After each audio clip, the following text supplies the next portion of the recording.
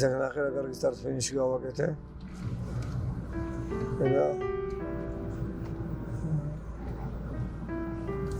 ასთავი მახსოვს, ან მხოლოდ გზა და ავტომობილი ეს ორი რაღაც იყო ჩემთვის სულ და აი სულ ძველი რაც მახსოვს არის ქვიშაში როგორ ვაკეთებდი გზებს, როგორ ვაგორებდი მანქანებს და უყურებდი რომ აი აბა როგორ ტრაქტორი დაგორდა, სადაც კი შანსი იყო ლოგინშიც მათ შორის რა. საბანი ვიღაცისთვის უბრალოდ საბანია. ჩემთვის საბანი იყო ერთ-ერთი წინაღობა გზებისთვის. ანუ ამ საბანს დავიფარებდი, ხან მუხსავწევდი, ხან ესე ხან დაკუჭავდი, ხან რაღაცა და მანქანებს ვაგორებდი. ანუ სულ მანქანები იყო ჩემთვის, ანუ სხვა რაღაც არ არსებობდა, გზა და მანქანა.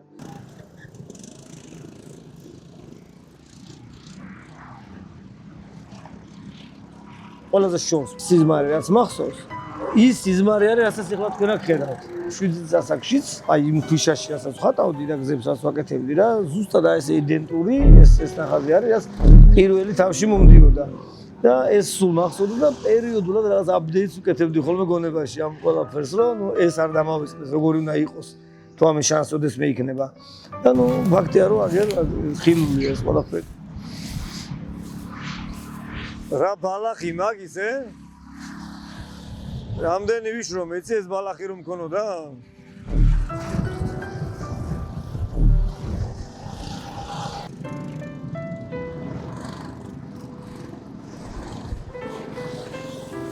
ავტოსპორტში მოვედი ძალიან გვიან, ანუ ჯერ ჭიდაობის ეპოქა მქონდა, ანუ მოჭიდავე ვიყავი, რომელიც ყველა მიცოდა რომ მანქანა და მოტოციკლი დადის ძალიან მაგრა და სწრაფად. 27 წლის ასაკში მოვედი პროფესიულ ავტოსპორტში, 27 წლის ასაკში რომ მეკითხებიან ხოლმე 20-22 წლის ბიჭები რა გვიანი ხარ რომ დავიწყოთ ავტოსპორტი მეცინება, ამიტომ რომ 27 წლის ამ დავიწყე ჭიდაობიდან ავტოსპორტში რა შუაში ერთი მეორე საათი მე ხლა აქ ვარ და ამ საქმეს ვაკეთებ. ანუ საქმეს, რომელიც ყველაზე ძალიან მიყვარს, რომელიც ჩემთვის არის ყველაფერი, ანუ სხეულის, სულის, შემოსავლის, ანუ ყველაფრის ნაწილია რა და საბოლოო ჯამში თუ ამას ჯიუტად ერთ და იგივე ვცდილობ რომ გააკეთო, ადრე თუ გვიან გამოვა და ყველაზე ბედნიერი ადამიანი შეიძლება ამით იყო რა, რომ აკეთებ იმას, რაც ყველაზე მეტად გიყვარს. ანუ დაძალება არ გჭირდება რა, პირიქით, სულ ესე გემრიელად შენთვის ამას ყველაფერს აკეთებ და ეს არის ის ვინც ხარ. ანუ ამაზე უკეთეს რა უნდა იყოს. ეხლა მივიდეთ მთავართან. რატო ვაკეთებ ამ პროექტს? მოგესალმებით, ვიწყებთ გადაცემას ჩემი ავტომობილი, სადაც რა თქმა უნდა ვისაუბრებთ მიმდინარე აქტუალურ თემებზე, გვეყოლებიან სტუმრები, გვექნება საავტომობილო რჩევები, სიღრმისეული და ობიექტური და რა თქმა უნდა უპასუხებთ თქვენს შეკითხვებს, რომელსაც თქვენ კომენტარებში მოგწერთ. ასე რომ გამოგყვებით გადაცემაში ჩემი ავტომობილი.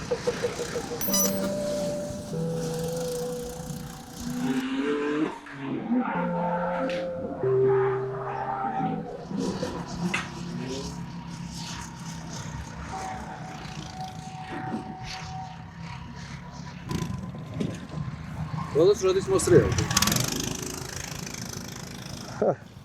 რა ვიცი, არა, მე ბოლოს მოსწრიალდი რა, რადგან დრიფტით ვარ ახლა დაკავებული, სულ მოსწრიალებული დავდივარ.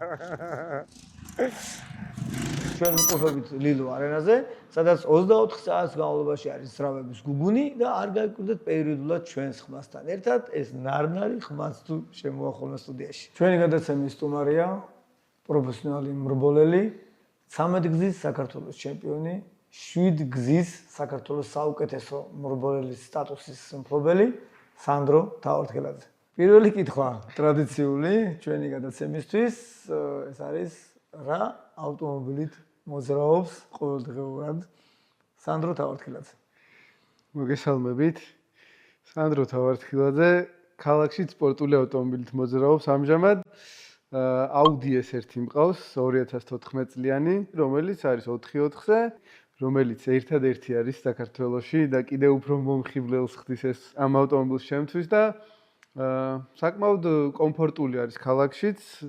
არის პატარა ზომის, რაც ჩვენი ქალაქისთვის მნიშვნელოვანია და არის ამავდროულად ძალიან მანევრირებადი. თან განსხვავებული, სხვა საერთოდ არ ყავს. Audi S1 თუ დაინახავთ, იცით რომ მე ვარ. თავიდან სიმართლე გითხრათ, არ მომწონდა, მამა ჩემმა მითხრა, უნდა ვიყიდო ეს მანქანა და არ მომწონდა და უარზე ვიყავი, მაგრამ მე უჩემოდ იყიდა თვითონ. მე ერთ-ერთ შეჯიბრზე ჩემი სპორტული ავტომობილი გამიფუჭდა და ამ მანქანით მომიწია გამოსვლა და მოუმზადებელი მანქანით შევძელი რბოლის მოგება და ამის მერე ისე შემიყვარდა ეს მანქანა, რომ პირდაპირ ქალაქში გადავჯექი ამ ავტომობილს.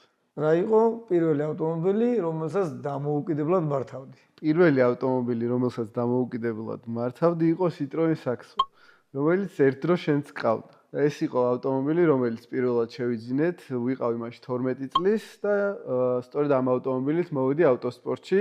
იყო 2012 წელი და რამდენიმე წელი ეს ავტომობილი იყო ჩემთვის ის ავტომობილი, სადაც საფუძვლები ვისწავლე და მე უკვე რა თქმა უნდა ამას მოყვა სხვა ბევრი საინტერესო ავტომობილი. თან საინტერესო ფოტოებს ხედავთ ახლა ჩვენ, როცა შენ ამბობ შენ და შენი ავტომობილი. იმ ეპოქაში ხო გამოიყურებოდა რომ ანუ აი ბავშვი რომელიც რაღაცას ცდილობს და ესე კარგად გამოსდის და ყველა ვიყავით ფოკუსირებული რომ აი ამ მოვალში რა შედეგს სტადებს და დღეს მინდა გითხრათ რომ სანდრო თავოთხილაძე არის NASCAR-ის ევროპის სერიის ერთ-ერთი წამყვანი მრბოლელი და ჩვენ ძალიან დიდ შედეგებს ველოდებით მისგან. მხოლოდ ერთი ავტომობილი ყავს თუ შენი ავტოპარკი ცოტა უფრო მეტი ავტომობილისგან შედგება? ამჟამად ერთი ავტომობილი მყავს, შეგვიძლია ჩავთვალოთ, რომ ერთი სპორტული და ერთი ქალაქის ავტომობილი მყავს. Audi S1-ის გარდა წრიული ბროლის ჩემპიონატებისთვის მყავს BMW 330. ამის გარდა ჯერჯერობით ჩემ ავტოპარკში სხვა ავტომობილი არ არის. როგორც წესი, მაყურებელი ელოდება ხოლმე რომ რაღაც დახუნძურული შეიძლება იყოს ავტოპარკი, მაგრამ ყოველთვის ესე არ ხდება, იმიტომ რომ რესურსი, რაც კი რამე რესურსი არის, ანუ მე ავხსნი მაყურებელს ახლა რომ მიმართულია სპორტში შედეგისკენ და იმიტომაც არის რომ ანუ არ ცალია პროფესიონალურ მრბოლელს იმდენი რომ რაღაც დამატებითი რაღაც ავტოპარკი შეავსოს და აქეთ დაიხარჯოს რესურსი. ესეთი შეკითხვა მინდა დაგისვა, ანუ ცოტა სპორტული კარიერისკენ გადავიდეთ, შენი სპორტული კარიერისკენ, გზა რომელიც გამოიარე, არ იყო ეს მარტივი გზა, თუმცა დახუნძურულია ამდენი გამარჯვებებით.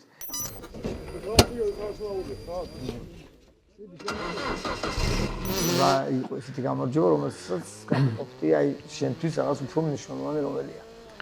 ხო, რა თქმა უნდა ეს გზა უკვე გრძელი არის, იმიტომ რომ უკვე 13 წელი ამ სპორტში ვარ და თითქმის ნახევარი ცხოვრების აქ გავატარე. თავიდან ბევრად რთულია, სანამ საფუძვლებს გაიგებ და ბოლომდე მიეჩვევ იმ ყველაფერს, თუ რამდენად რთულია საქართველოში ავტომრბოლელი იყო. ამისთვის არავინ არ გამზადებს ბავშვობიდან, ეს შენ თვითონ უნდა შეიგრძნო. გამარჯვება, რა თქმა უნდა, პირველი გამარჯვება მრბოლელისთვის ყოველთვის ყველაზე ემოციურია, რადგან მოულოდნელი არის და პირველი არის და პირველი ყოველთვის ყველაფერი სენსიტიური არის. ფავორიტებს შორის უკრაინელი სტუმარი ქსენია ნიქსი და სულ რაღაც 13 წლის მრბოლელი სანდრო თავარტკილაძე აღმოჩნდნენ. ეს იყო 2014 წლის ფორმულის პირველი მოგებული რბოლა, როდესაც წვიმიანი რუსთავის ავტოდრომზე შევძელი რბოლის მოგება, როცა ფავორიტი საერთოდ არ ვიყავი და ამან ძალიან დიდი ემოციები გამოიწვია ჩემში და უფრო ძლიერი დავბრუნდი მაგრბოლის შემდეგ ტრასაზე და მეტი თავდაჯერებულობა მქონდა და გარდა ამისა გამოვყოფდი ფორმულა რენოს რბოლას აზიაში, როდესაც პირველად წავედი ჩინეთის ავტოდრომზე და პირველივე ეტაპზე შევძელი გამარჯვებით დავბრუნებულიყავი ქვეყანაში და როდესაც საზღვარგარეთ ქართულ დროშას აღმართავ, ეს კიდევ უფრო ემოციურია, რადგან მთელი ქვეყანა შენ გაკვირდება და შენ გულშემატკივრობს და კიდევ უფრო დიდი პასუხისგებლობა გაკისრია შენ. საწყისი საიდან მოდის მაინც ავტოსპორტის სიყვარული თუ ანუ ახირება თუ საიდან დაიბადა ავტოსპორტი შენთვის? ხო, ჩემთვის ავტოსპორტი დაიბადა მამაჩემით. ის არის ერთ-ერთი ყველაზე წარმატებული ქართველი მრბოლელი.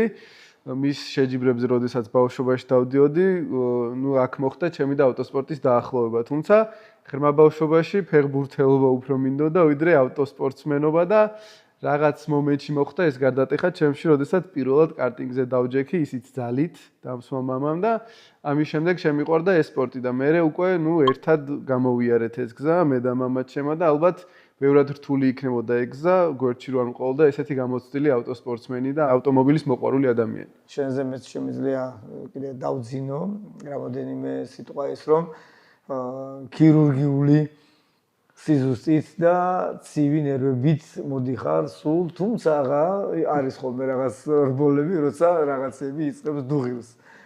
რა მომენტია ეს, როცა შენში რაღაცები დუღს და რატო დუღს? ну, ძირითადად მაინც ემოციის ნაკლებობას ვცდილობ ჩემ თავში, რომ არ დავკარგო კონტროლი საკუთარ თავზე, მაგრამ არის მომენტები, როდესაც უკვე აი ხვდები, რომ მაქსიმუმი გააკეთე იმ დროს, მაგრამ მაინც არ ხარ ყველაზე სწრაფი. აი ამ დროს უკვე როცა გამოსავალს ვეღარ ვხედავ, როგორ შეიძლება ვიყო ყველაზე სწრაფი, შეიძლება ემოციებმა შემომიტიოს და ის სისხლიანობა ცოტათი დავკარგო და რაღაც შეცდომის დაშვა დავიწყო. ну, მაგრამ ეგეც გამოცდილების საკითხი არის, ნელ-ნელა გამოცდილებასთან ერთად მაგ ყველაფერს სხვანაირად უმკლავდები. არ არსებობს ისეთი მრბოლელი, ვინც ყოველთვის ყველაზე სწრაფი იქნება და უნდა შეეგუო მაგას, რომ ყოველთვის ყველაფრის გაუმჯობესება არის შესაძლებელი და ყველა ეტაპზე რაღაცის სწავლა შეგიძლია. ინციდენტები თუ გქონია ავტოსპორტში? სუყე, მოდი სუყე ინციდენტები ნაკლებად მქონია, ალბათ მაგითი გამოვირჩეოდი ბავშვობიდან, რომ ინციდენტების ნაკლებობა მქონდა, თუნდაც ტრასიდან გადავარდნის, იმიტომ რომ ზღვართან არ მიყვარდა ზემოდან მოსვლა პირიქით. ყოველთვის ქვემოდან მივეპარებოდი და არც ვტრიალდებოდი, არც საბურავს ვაფუჭებდი, არც ვეჯახებოდი ვინმეს და ну, ამის ნაკლებობა მქონდა, თუმცა რა თქმა უნდა, მაგის გარეშე ვერ გავილი ავტოსპორტის გზას. იყო რამდენიმე შემთხვევა, ერთ-ერთი მახსენდება მუხრუჭის პრობლემის გამო სწორ მონაკვეთზე რუსთავის ავტოდრომზე დავეჯახე მოულოდნელად კედელს, რომელიც არაფრიდან გამომდინარე არ იყო, მოულოდნელი იყო და ვერაფერიც ვერ მოვიმოქმედე, რომ არ მომხდარიყო, მაგრამ ну, ხდება ხოლმე ეგეთი რაღაცეები და ინციდენტებიც მნიშვნელოვანია, რომ კონდეს, რომ აქედანაც გამოცდილება მიიღო. შეიძლება ჩემი მიდგომა რაღაც მხრივ მაგ მომენტში არასწორი იყოს, რომ ეს გამოცდილება რომ დავაგროვო, უფრო მეტი დრო მჭირდება, ვინც პირიქით ზემოდან უახლოვდება ზღვარს. ხო, ну, ორი კატეგორიაა. ორივეს აქვს თავის პლუსი და მინუსი, რა თქმა უნდა. კეთახმები აბსოლუტურად, ანუ არის ერთი რომელიც ამლაშებს და მე იქიდან უნდა ჩამოვიდეს, შეიძლება ეს უფრო სწრაფი გზაც იყოს, მაგრამ ხო უფრო საფრთხის შემცველია, მოდი ესე ვთქვა. თუ გქონია ინციდენტები ყოფით ცხოვრებაში, ანუ არა რბოლაზე, არამედ სადმე ქალაქში, სადმე ქალაქგარეთ. ქონია. სკოლის მოსწავლე, როდესაც ვიყავი და პირველად, როდესაც გავხდი საქართველოს ჩემპიონი ფორმულის კლასში, მეორე დღეს ორშაბათს, როდესაც სკოლაში წავედი ჩემი პირადი ავტომობილით, დილით მომივიდა საკმაოდ სუყი ავარია, რომლის შედეგად მე საგზაო წესებიც კი შეცვალეს, ისეთი ის გამოიწვია, რომ ანუ არასწორად იყო რაღაც დაგეგმილი ქალაქში. ხო, რა მოხდა ეს? ну, სკოლაში მივედი და სადღაც შესახვევში, სადაც ჩუქნიშანი საერთოდ არ იყო, შეუხვია და გაჩერებული მანქანა დამხვდა. მე ვეღარსაც წავედი და ზემოდან მოდიოდა ავტომობილი, რომელმაც ვეღარ გააჩერა და ну, პირდაპირ დამეჯახა კარში. ის ავტომობილიც ძალიან დაზიანდა, ჩემი ავტომობილიც ძალიან დაზიანდა და ეს იყო ძალიან, ესე ვთქვათ, არა სასიამოვნო შემთხვევა და ერთადერთი იმის მერე არაფერი არ მომხდარა ქალაქში ჩემთვის. ანუ გინდა თქვა რომ მარცხმოწმობის გარეშე იყავი? არა, მარცხმოწმობა მქონდა 17 წლის რო ვიყავი, მაშინ ავიღე და ну, ახალი აღებული მქონდა და ალბათ გამოუცდელობამაც იქონია თავისი გავლენა მაგაზე, რომ უნდა შემეხედა იქ შესახვევში მანქანა ხომ არ იდგა. ისე ოცნების მანქანა გყავს? სიმართლე რო ვთქვათ, ესე მანქანაზე ოცნება არ მაქვს რატომღაც, იმიტომ რომ იმდენად ჩართული ვარ და იმდენად სიამოვნებს ის მანქანებიც კი ეხა რაც მყავს და რითიც ვრბოლობ, რომ აი ესე ოცნება არ მაქვს რომელიმე მანქანა. რა თქმა უნდა, არის მანქანები, რომლებიც მომწონს და მინდა რომ მყავდეს. მაგალითად Porsche-ს სიამოვნებით ვიყოლიებდი, იმიტომ რომ ჩემი აზრით ყველაზე სპორტული ავტომობილი არის, საერთოდ რაც კი არსებობს, მაგრამ ესე რომ ვოცნებობ, არა. შეუზღუდავი ფული რო გქონდეს, როგორი იქნებოდა შენი ავტოპარკი? ბევრი ავტომობილი მაინც არ მეყოლებოდა, იმიტომ რომ არ მიყვარს კოლექცია, ანუ ავტომობილი როდესაც დგას და არ იყენებ, ეგ არ არის ჩემი. თუ რამე მეყოლებოდა აუცილებლად იმისთვის, რომ გამოვიყენო. ну, რა თქმა უნდა, მეყოლებოდა ერთი ჯიპი, რომელიც არის გამძლე და საიმედო, Toyota Lexus-ი, მაგალითად რომ ავიღოთ. მეყოლებოდა აუცილებლად Porsche, რომელიც არის ყველაზე სპორტული ავტომობილი და ყველაზე სწრაფი არის ტრეკზე. ну, Ferrari ყოველთვის მიუწვდომელი ბრენდი არის და ესე ვთქვათ, ავტომობილის ბრენდებში არის პირველი ჩემთვის, იმიჯიდან და ავტოსპორტიდან გამომდინარე და აუცილებლად მეყოლებოდა ერთი Ferrari და ну, დანარჩენი უკვე საჭიროების მიხედვით, რაც დამჭირდებოდა. ანუ კიდევ რაღაცა მაინც გეყოლებოდა, ხო? ხო, ალბათ ერთი მხრივ თქვი, რომ არ მექნება კოლექცია, მაგრამ მაინც საჭიროების მხრივ, ანუ რასაც არ გამოვიყენებდი, ის არ მეყოლებოდა არანაირად. საყოფაცხოვრებო მანქანებიდან? Audi-ც ეხლა რა ხან მყავს, მიყვარს ეს ბრენდიც და Universal-ს რომელიმეს, მაგალითად RS6-საც ვიყოლიებდი ყოველდღიურობაში, რომ გამომეყენებინა, ტევადიც არის, სტრაფიც არის და ლამაზიც და აგრესიულიც. რამე ხوار იგეგმება ისეთი რაც ჩვენ არ ვიცით მომავალში რამე სამიზნეები ხوار გაქვს ისეთი რომ დაგვაგებინო. ნუ ჯერჯერობით ბოლომდე ნასკარზე ვართ გადართულები, ნუ გარდა საქართველოს ჩემპიონატისა, სადაც აუცილებელია ჩემი აზრით, რომ ყველა ქართველი მრბოლელი მონაწილეობდეს, რომ ქართული დონე ყოველთვის მოწოდების სიმაღლეზე იყოს. ნასკარში ვფიქრობ, რომ ადრე თუ გვიან ის შედეგი დადგება აუცილებლად, რასაც ველოდებით ქართველი მრბოლელებისგან. აუცილებლად მივაღწევთ უმაღლეს საფეხურს და მე უკვე ალბათ მაშინ უნდა დავიწყოთ ფიქრი რა არის შემდეგი ნაბიჯი, რომ არ შეჯერდეს ეს განვითარების გზა და კიდევ უფრო წინ წავიდეთ. მინდა რომ აგვიხსნა, ანუ რა არის ეს ნასკარი, სადაც მონაწილეობას იღებ და რა შანსები გვაქვს ზოგადად. ნასკარის ხსენებაზე ძირითად ადამიანებს ახსენდებათ ოვალი. თუმცა ეს ევროპის ჩემპიონატი არ ტარდება ოვალზე, ტარდება ჩვეულებრივ ტრადიციულ ტრასებზე, როგორიცაც ფორმულა 1 ან სხვა წრიული რბოლები ევროპაში. არის ევროპის ჩემპიონატი, რომელიც ძირითადად 6-7 ეტაპი არის წელიწადში. ჩვეულებრივად ქულების ჯამით ვლინდება ჩემპიონი. თითო ვიკენდზე არის 2 რბოლა, სადაც დამოუკიდებელი შედეგი დგება, ერთმანეთისგან დამოუკიდებელი. სიმართლე რო გითხრათ, თავიდან როდესაც ამ ჩემპიონატზე გავიგე, არ მეგონა თუ ესეთი კონკურენტუნარიანი რბოლელები დაგვხდებოდნენ იქ. იმიტომ რომ მაინც ნასკარი და ევროპა ერთმანეთთან არ მეგონა რომ ესე ახლოს იყვნენ და უკვე შერწყმული იყო და ისეთი რბოლელები დაგვხვდნენ, ვინც ალბათ მგონია რომ საიდანაც არ უნდა გადმოვიდეს ვინმე უმაღლეს სერიიდან, ამათ მაინც ვერ აჯობებენ თავიდან. თუნდაც DTM-ი, ლემანი ან მსგავსი სერიებიდან იქიდან ტოპ რბოლელი რომ მოვიდეს, შეიძლება აქ ვერ აჯობოს ტოპ რბოლელს. ანუ კონკურენცია არის ძალიან მაღალი.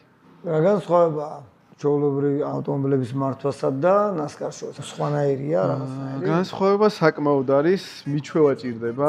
უყენია 4-ვე საბურავი ერთი სიგანის 330, რაც იმის საშუალებას იძლევა, რომ ავტომობილმა დიდი სიჩქარე შეინარჩუნოს მოსახვევში და მინიმალურ სიჩქარე არ არის ისეთი დაბალი, როგორც სხვა სერიებში და აჩქარებაზე რო არის კონცენტრაცია, აქ პირიქით არის. უნდა ეცადრო მაქსიმალურ სიჩქარე შეინარჩუნო მოსახვევში ამ განიერი საბურავების ხარჯზე და ნუ რა თქმა უნდა აჩქარებაც კარგია, მაგრამ შენარჩუნებული სიჩქარით თანმიმდევრულად უნდა გაიარო მოსახვევები. რაც ვინც ტრადიციულ ტარებას და სტილს არის მიჩვეული, იმისთვის ცოტა რთულია რომ ამ სტილზე გადაეწყოს. გარდა ამისა არ აქვს ABS-ი ავტომობილს, არ აქვს traction control-ი, რაც კიდევ უფრო რთულს ხდის ამ ავტომობილის მართვას, რადგან საკმაოდ ჩატია და საკმაოდ ბევრი ნიუტონი და ცხენის ძალა აქვს. ასე რომ არ არის მარტივი და ვინც არ გამოცდის საკუთარ თავზე, ვერ მიხვდება რასთან აქვს საქმე. და პლუს ამ ყველაფერს ემატება ის, რომ ავტომობილში ძალიან ცხელა. ანუ ეგრე არც ედ ავტომობილში აქამდე არ მქონია გამოცდილება, რომ მაგდენი გრადუსი იყოს. უნდა ახლობთ 80 გრადუსი იყო რბოლის დროს, რაც სიგიჟე არის და კანი გეწვის ბოლოს და ეგ კიდევ უფრო ართულებს ამ ყველაფერს. ხო, ერთ შეხედვით, როცა გარედან უყურებ რბოლას, ანუ მარტივად გამოიყურება ყველაფერი და ყოფილა ესეთი შეკითხვებიც რა, რომ კონდიციონერი არ არის ამ ავტომობილებში, მაგრამ ამ შემთხვევაში ანუ კონდიციონერი კი არა, როგორც შენ თქვი, ხედავ ხოლმე, როცა ფინიშის შემდეგ შემოდიხარ ბოქსებში და ისე გამოიყურები, გეუბნება ეხლა დუღარე წყალიდან ეხლა ამოგვსვეს 5-10 წუთი გჭირდება რომ დაბრუნდე დედამიწაზე იქიდან ისეთი მდგომარეობა არის ბოლოს. კარგია ეგ ყველაფერი. რამე ისეთი გეგმა ხوار გვაქვს პირადს რო ეხება ესეთი ტიტულოვანი სპორტსმენი დედამიწის ზურგზე დაიარება ესე მარტო რა ხდება მაგ კუთხით? პირადში ჯერჯერობით არაფერი, იმდენად ცოტა დრო გვაქვს მაგისთვის ეხლა რომ ვერ დაიძრა ეს ამბები. როცა სპორტში არ ვარ, სამსახურში ვარ, როცა სამსახურში არ ვარ, სპორტში ვარ. ჯერჯერობით ეს არის ჩემი მთელი ცხოვრება და მომავალში ვნახოთ როგორ შეიძლება ეს ყველაფერი. გეგმაში გვაქვს რომ წელს ნასკარის პოდიუმით დავასრულოთ სეზონი. გეგმაში ნამდვილად გვაქვს, ცოტა პირველი 2 ეტაპი უიღბლო იყო ჩვენთვის, მაგრამ ნუ არაფერი არის დაკარგული, რა თქმა უნდა ბრძოლის გაგრძელება ყოველთვის შეიძლება. იმედია რომ ეს უიღბლობები წელს დამთავრდა და აწი უკვე ყველა რბოლაზე პოდიუმით დავბრუნდებით საქართველოში და ნუ წლის ბოლოს ტოპ 3-ში თუ მოვხვდებით, ეგ ძალიან კარგი იქნება. ნამდვილად გვაქვს მაგის პოტენციალი, თუმცა გამართლება და იღბალი ამ ყველაფერს ნამდვილად ჭირდება. რა რჩევას მისცემდი მათ ვისაც უნდა რომ გახდეს მრბოლელი, ანუ რა გააკეთოს ამისთვის.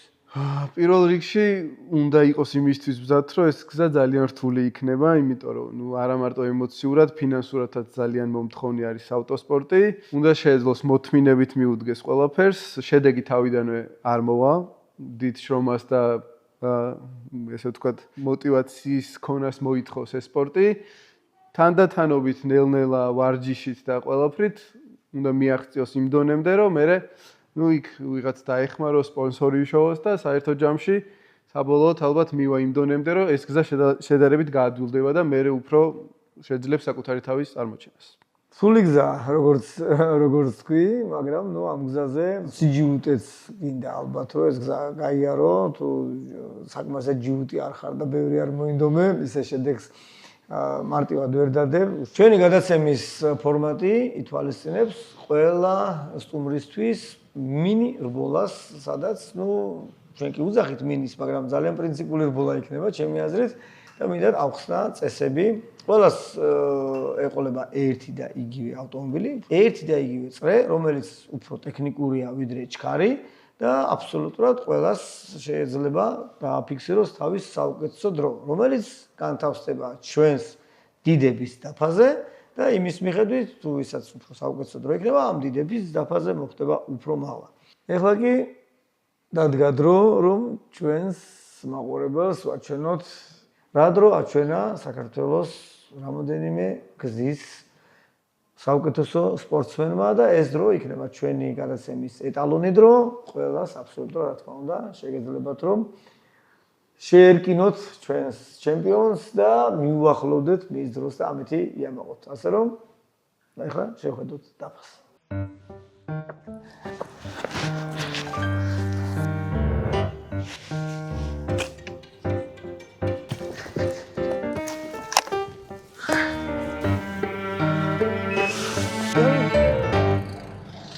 მოკლედ სანდრო, შენთვის რბოლის წესები, რა თქმა უნდა, ძალიან მარტივია, მაგრამ მოდი გულშემატკივარს და მაყურებელს აუხსნათ, რა იქნება რბოლა, ანუ როგორ იქნება რბოლა. საკმაოდ საინტერესო ფორმატი არის. 5 წრე უნდა დაარტყა ავტომობილით, რომელიც ყველასთვის ერთი იქნება, როგორც შენახსენე, ტრასაც ყველასთვის ერთი იქნება და ამ 5 წრის საერთო ჯამის დრო იქნება ის მაჩვენებელი, რომელიც მე მომდევნო გადაცემებში ყველამ უნდა გააუმჯობესოს. ან მიუახლოვდეს. ნახოთ ჩვენ რა დროს დავდებთ. როგორც მრავალგზის საქართველოს ჩემპიონის დრო, რა თქმა უნდა, რთული იქნება ამ დროის მოხსნა. ეტალონი დრო გვექნება და ყველა სტუმარი აბსოლუტურად შეეცდება რომ მიუახლოვდეს ან რატომაც არა აჯობოს კიდევაც ჩვენს ჩემპიონს. წარმატებები, შენი ჯერია. წავედი. ჩაშდომაც გადავიხოთ.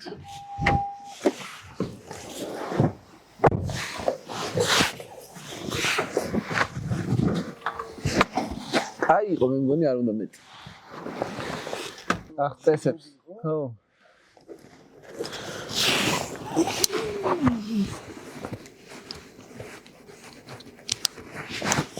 სექშენი გათშული მაქვს რო იცოდე.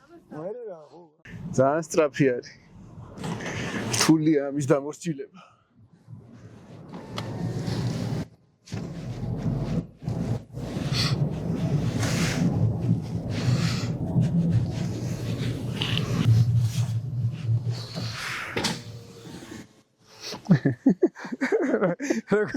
როგორ ის არის, ხო? ეგრევე სუნი გავუშვა.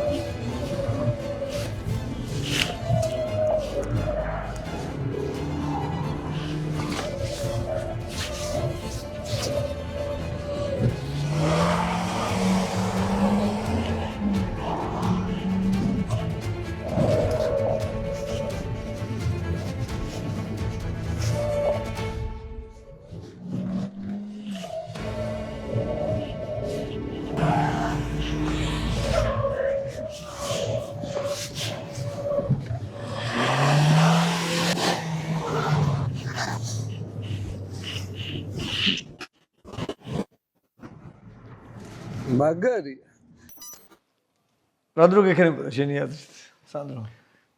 ზეპირად რთულია ყოველთვის იმ ზუსტი დროის გარდყმა, მაგრამ აქამდეც მივლია ეს ტრასა სხვა ავტომობილით და ფიქრობ, რომ სადღაც 52-ის ფარგლებში, წუთი და 52-ის ფარგლებში უნდა ყოფილიყო პლუს მინუს. და ძალიან მაინტერესებს რეალურად რა დრო იყო. შენი დრო იყო წუთი რამდენს ფიქრობდი? 12. 52. 51 და 109.000. ხო, ნუ ესე იგი წამით სწრაფი ვარ ვიდრე მეგონა. უფრო სწრაფი ხარ ვიდრე გონია. ესე გავუსვათ ხაზი და ნახოთ მომავალში თუ მოახერხებენ სტუმრები ამ დროსთან როგორღაც მოახლოებას, ნუ ამ დამარცხებას. გამომდობესებას? კი, ავტომატურად. ნახოთ, კი. მე კროსოვერების რაღაც ტენდენციის ესეთი რაღაცნაირი მომხრე ვარ და იმიტომაც მოვიყვანეთ გადაცემაში კროსოვერი და მაინტერესებდა შენი აზრი. ახლა აი რო იარე, ანუ რა შუაშია სპორტთან კროსოვერი, მაგრამ ჩემი აზრით სულაც არ გამოიყურებოდა რა. ხო, ერთ შეხედვით ნამდვილად არაფერ შუაში არის კროსოვერი სპორტთან და მეგონა რომ ძალიან ცუდი სამართავი იქნებოდა სპორტულად. ლეღვი იქნებოდა, ხო? თუმცა გადააჭარბა მოლოდინებს, მომყვებოდა ასე თუ ისე, იქნა გამომდინარე, რომ არც თუ ისე სპორტული საბურავი აყენია და რა თქმა უნდა ავტომობილიც არ არის სპორტზე გათვლილი. კარგი იყო საკმაოდ. ვფიქრობ, რომ დროც მაგიტო იყო უფრო კარგი, ვიდრე ველოდი, რომ ავტომობილი კარგად იქცეოდა. მე ვარ პირდაპირ ხას უსვავ მას, რომ ძალიან პრაქტიკული ადამიანი შესაბამისად ჩემი რჩევების ყოველთვის პრაქტიკას ეყრდნობა ამ შემთხვევაში კროსოვერებზე იმიტომ აქვს აქცენტი გაკეთებული ანუ საოჯახო ავტომობილად ვიყენებ კროსოვერს იმიტომ რომ ერთი რომ სივრცე დიდი აქვს ავტომობილს შიგნით გარედან იმხელა არ არის საპარკირებისას ცუდი არ არის სიმაღლე ძალიან საკმარისად მაღალია იმის რომ ჩვენი ცუდი გზები აიტანოზat ცოტა ტროტუარებთანაც მიახლოება არ გეშინოდეს თუ გზობაში გადაუხო იქაც ასე თუ ისე რაღაცნაირად გამოგადგება წვის ამბავშიც არ გარბის წვა კროსოვერების შემთხვევაში ანუ ეს არ არის ჩიპი რომელიც ძალიან ბევრ საწვავს მოიხმარს და პრაქტიკულია ანუ არაფერი ზედმეტი არ აქვს სალონში ჩემს ხასიათს სულად ერგება და მე ოჯახე კაცის ხასიათს ალბათ სულად ერგება როგორ პრაქტიკულობაში მაგრამ იმიტომ რომ აქ პროფესიონალი მრბოლელი იყო საჭესთან ამ ჩემი ესეთი მიზიდულობა მინდა რომ როგორღაც პირიქით ან დაასაბუთო ან განდევნო ან რაღაც ესეთი და რაღაცა პრაქტიკული რჩევა მისცე ყოველ შემთხვევაში რა მანქანას აირჩევდა შენი აზრით ესეთი ერთი ახალგაზრდა ბიჭი ხო ნუ ზოგადად ვფიქრობ რომ ცხოვრების სხვადასხვა ეტაპზე ადამიანს სხვადასხვა საჭიროებები აქვს და ავტომობილიც ეგეთ ნივთად მიმაჩნია რომ ყოველთვის რაღაცა ეტაპები არის და უნდა ვცვალოთ ან საჭიროებას და მოვარგოთ. კი, ჩემ ასაკში მაგალითად მე კონკრეტულად კროსოვერს არ ვიყოლიებდი, რადგან ის სპორტულობა აკლია, რაც ეხლა ყველაზე ძალიან მხიბლავს ავტომობილში. მაგრამ ვთვლი რომ რიგითი ადამიანისთვის, რომელსაც იდეალური ავტომობილი ჭირდება პრაქტიკულობის მხრივ, წვის მხრივ, კომფორტულობის მხრივ, სივრცის მხრივ და ყავს ოჯახი, რომელსაც გადაადგილება ჭირდება სხვადასხვა რელიეფებზე, ნამდვილად იდეალური ვარიანტია და ყველაზე ესე ვთქვათ ეკონომიურად სწორი გაცვლა არის და ჩემ შემთხვევაში ჯერ ვფიქრობ რომ ადრე არის კროსოვერზე გადაჯდომა ამ შემთხვევაში მე ჰეჯბექს მივანიჭებდი უპირატესობას რადგან სივრცე ჰეჯბექშიც არის მაგრამ ის სპორტულობა არის დამატებული რომელიც კროსოვერს აკლია თუ საჭიროება გძალავს და უმეტეს შემთხვევაში მაინც ესეა ხოლმე საჭიროება უფრო გძალავს ან შენ ერთი რაღაც გინდა მაგრამ საჭიროება მეორეს გიბიძგებს შეიძლება რაღაცა კომპრომისებზე რა თქმა უნდა წასვლა და შესაბამისი ავტომობილის შერჩევა და ამიტომ ჩვენი გადაცემა სწორედ მაგისთვის არის რომ ყველა შემთხვევას ანუ ყველა ტიპის ავტომობილს მომდევნო გადაცემებში სიღრმისეულად განვიხილავთ ანუ რჩევებში ჩავშლით თავიდან ბოლომდე რა კონკრეტული დანიშნულებისთვის არის კონკრეტული ავტომობილები და თვითონ ჩვენმა მაყურებელმა შეაფასოს რომელი ავტომობილი ჭირდება მას. მადლობა სანდრო სტუმრობისთვის, წარმატებებს გისურვებ.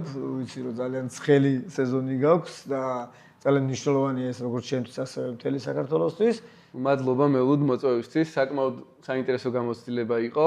ყველაზე საინტერესო ჩემთვის მაინც ის არის, ვინ რა დროს დააფიქსირებს ამ დაფაზე და ყველა გადაცემას აუცილებლად ვადევნებ თვალყურს და იმედია მეორეჯერ არ მომიწევს დროის გასაუმჯობესებლად მოსვლა.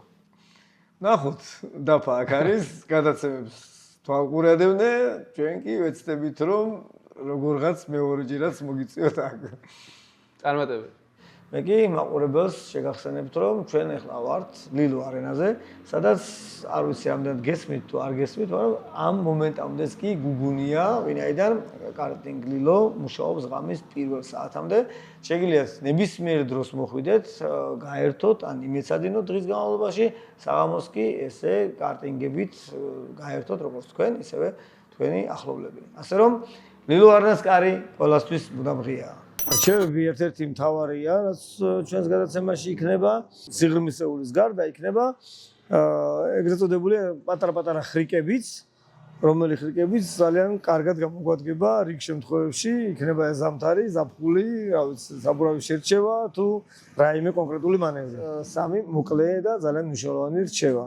ერთი ის რომ თუ ჯერ კიდევ ზამთრის ან შერეული ტიპის საბურავები გიყენია, ჯობია რომ ზაფხულის საბურავზე გადახვიდე, იმიტომ რომ როგორც მინიმუმ მათი შეჭიდულობა გზასთან დაახლოებით 50%-ით განსხვავდება, რაც ძალიან მნიშვნელოვანია გამოხურჭების ან კონკრეტული მანევრის დროს. მეორე რჩევა ცდარია ის მითი, რომ ზაფხულში ავტომობილს შესაძლებელია რომ გამაგრების თემაში წყალი ესხაზა არ ჭირდება ანტიფრიზი ყოველთვის ჭირდება, იმიტომ რომ ის მუშაობს შიგნით ძრავში როგორც საფუხი საშუალება და თუ მხოლოდ წყალი იქნება შინ დეტალები ზიანდება, იკეთებს ლექს და როცა ზამთარი დადგება, აღმოჩნდებით პრობლემის წინ. მესამე ასევე მნიშვნელოვანი ზეთის შეცვლის ციკლი თუ ჯერ კიდევ არ დაგვიბალანსებია, ჯობია რომ გავაკეთოთ ზაფხულის საწყების წინ შევცვალოთ ზეთი, იმიტომ რომ ავტომობილს ყველაზე უფრო მეტად ტემპერატურასთან ბრძოლა უჭირს ზაფხულში და მათ შორის ზეთს და საფუხ საშუალებებს ტემპერატურასთან გამკლავება უჭირს. ამიტომ მნიშვნელოვანია რომ ზეთი ახალი იყოს ზაფხულში, ზამთარს როგორღაც გადააგდებს. მელოდ, ესეთი რჩევები ყველა ეპიზოდში გველოდება შენგან? მოკლე რჩევები დაერთვება ყველა ეპიზოდს.